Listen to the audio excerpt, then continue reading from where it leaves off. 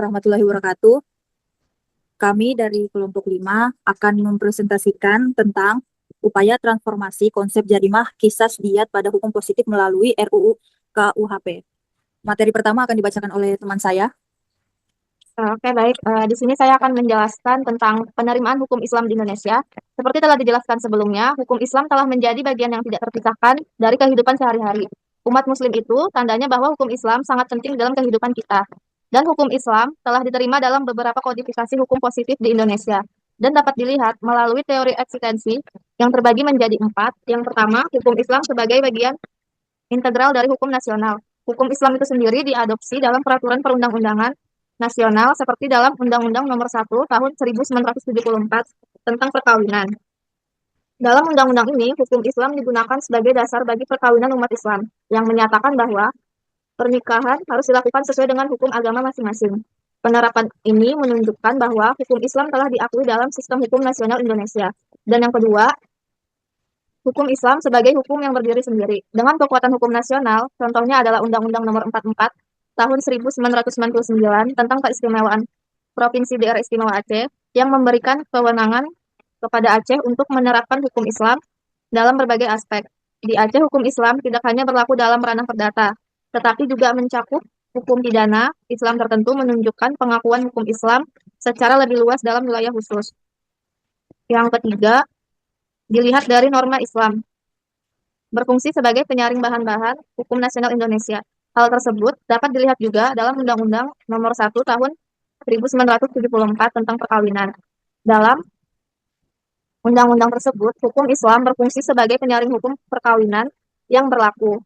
Keberadaannya juga memiliki kekuatan nasional, sedangkan bentuk yang terakhir dari keberadaan hukum Islam dalam hukum nasional dapat dilihat dari keberadaan hukum Islam sebagai bahan utama dan unsur utama hukum nasional Indonesia.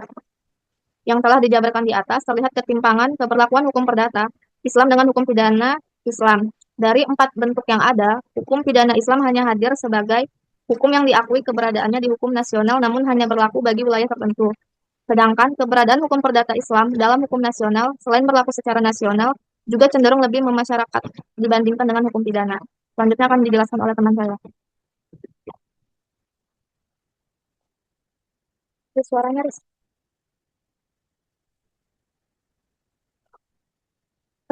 Kamu bisukan, Riz. Mic-mu, mic-mu, on mic,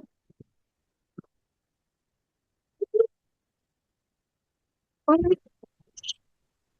Baik, di sini saya akan menjelaskan objektifikasi dalam transformasi konsep jarimah, kisas, dan diat.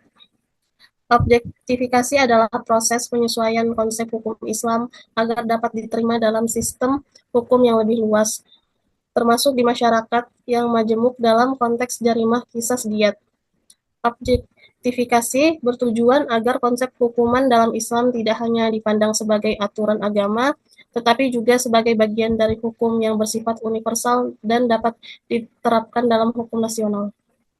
Dalam hukum Islam, kisas adalah hukum setimpal untuk kejahatan terhadap jiwa dan anggota tubuh, sedangkan diat adalah kompensasi atau ganti rugi yang dapat diberikan kepada keluarga korban sebagai pengganti kisas.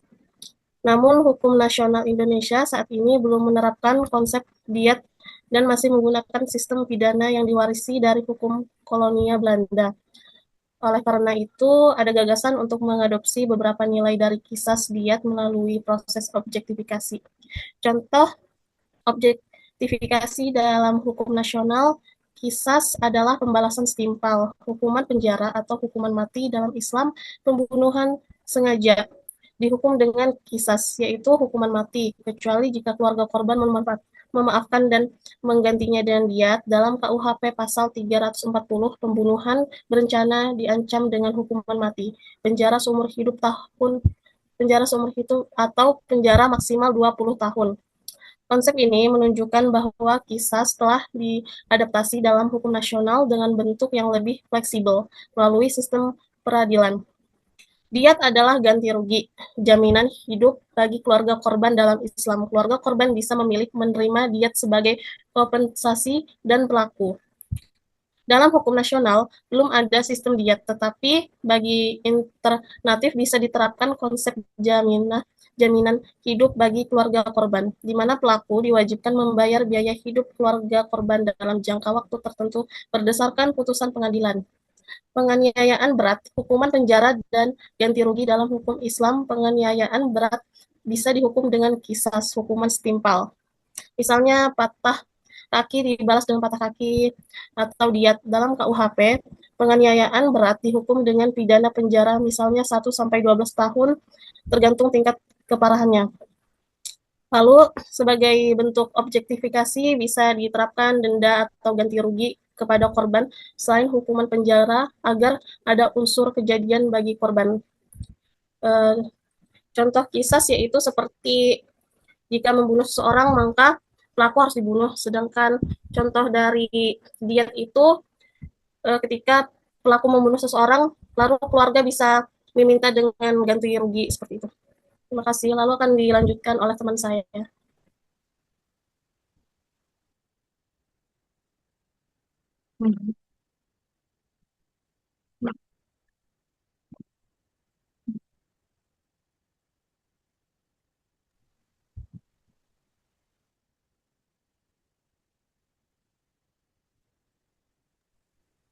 Dalam objektifikasi, ayat-ayat dan hadis yang ada harus disikapi sebagai sebuah ilmu, bukan ideologi, sebab ideologi bersifat subjektif, normatif, dan tertutup. Sedangkan dalam ilmu berbeda, ilmu bersifat objektif, faktual, dan terbuka.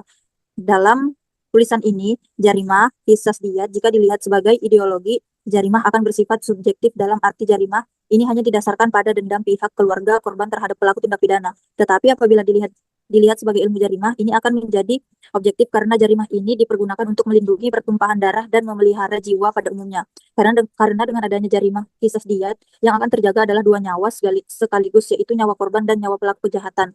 Sebab pelaku akan berpikir berulang kali sebelum melakukan kejahatan karena ia sadar akan konsekuensi yang akan diterima apabila ia melakukan kejahatan tersebut.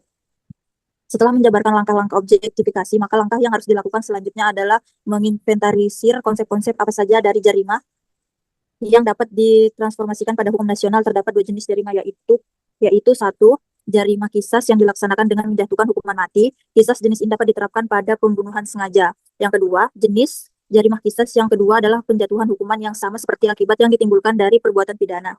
Kisas jenis ini dapat diterapkan pada tingkat pidana penganiayaan yang dilakukan dengan sengaja. Karena hukuman mati telah terdapat pengaturan dalam hukum pidana nasional dan hukuman tersebut merupakan ancaman dalam tindak pidana yang sama, yaitu pembunuhan sengaja atau berencana, maka kisah jenis ini dapat dasarnya telah mengalami proses objektifikasi karena konsep tersebut telah diserap tanpa disadari bahwa hal tersebut merupakan hal yang bersifat keagamaan.